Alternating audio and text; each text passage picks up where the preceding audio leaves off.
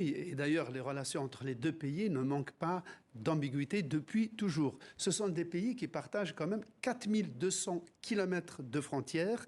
Au nord de cette frontière, il y a 40 millions de Russes, 10 millions de Russes, pardon, et dans le sud, il y a 300 millions de Chinois. Donc il y a des échanges. Il vient d'inaugurer un pont routier sur le fleuve Amour.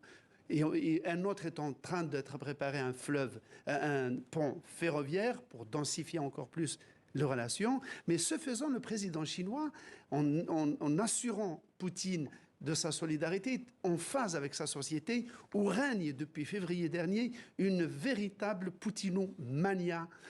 On qualifie Poutine de papa Poutine, de prince charmant, de président viril et autres titres laudateurs.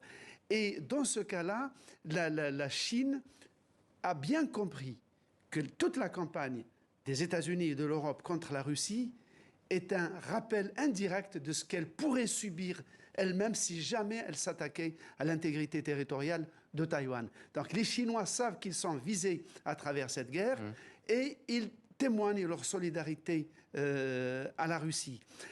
Mais au fond, il n'y a pas qu'une solidarité pour la sécurité et la souveraineté de la Russie.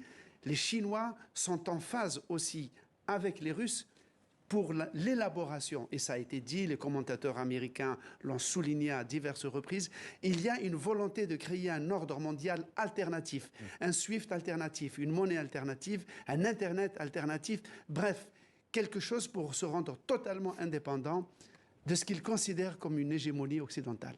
Merci beaucoup, Slimane Zeguidour. Voilà ce